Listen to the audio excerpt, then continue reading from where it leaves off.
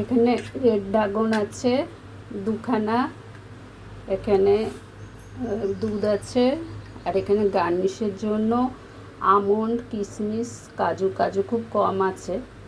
এবার এটাকে কেটে আসছি, ড্রাগনটাকে ছাড়িয়ে নিয়েছি। এবারে ছোট ছোট পিস পিস করব।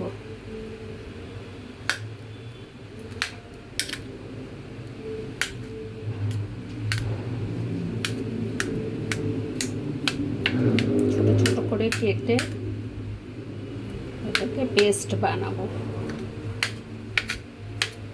খুব উপকারী এটা, বিশেষ করে ক্যান্সার পেশেন্টদের জন্য।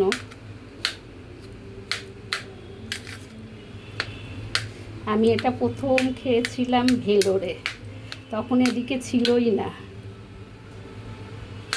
এই 8 সালের কথা, আজ থেকে 18-19 প্রায় 19 বছর হতে চলল, তখন খেয়েছিলাম।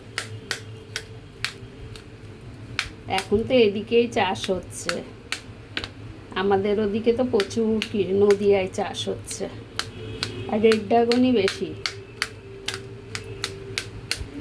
এবার এটা কুচিয়ে নিলাম, এবার একটা পেস্ট বানাবো। এর মধ্যে দিয়ে দিলাম মিক্সির মধ্যে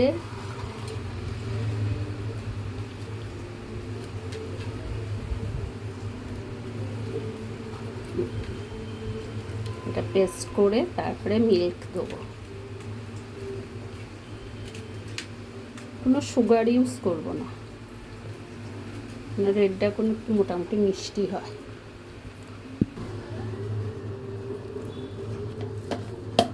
ড্রাগন আমার পেস্ট হয়ে গেল, এবারে দিচ্ছি মিল্ক।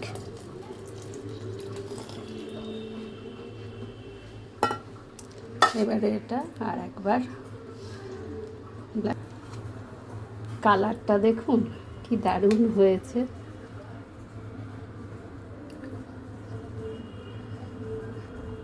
দারুণ কালারটা, জাম কালার এসেছে। আর এর মধ্যে এবার আমি দেবো ওটস। এটা আমার দুপুরের খাবার। ওটস দিলাম, ওটস দিয়ে পেস্ট করে নিলাম। আর এখানে হচ্ছে শুধু ড্রাগন আর মিল্ক। এবার এখানে হচ্ছে ওটস, ড্রাগন, মিল্ক। এটা হচ্ছে দুপুরবেলার খাবার।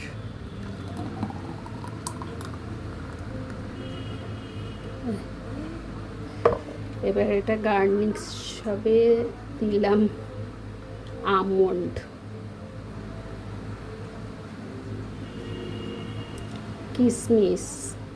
কিশমিশ খাওয়া খুব ভালো, এতে হিমোগ্লোবিন বাড়ে। আমন্ডও খুব ভালো। কাজুটা না আনতে হবে, আর একটা করে আমন্ড দিয়ে দিলাম। এই আমার হয়ে গেল হচ্ছে আমার দুপুরের খাবার। আর এটা হচ্ছে মনি খাবে, এটা হচ্ছে বাড়ির মালিক। এই রাখলাম বন্ধুরা।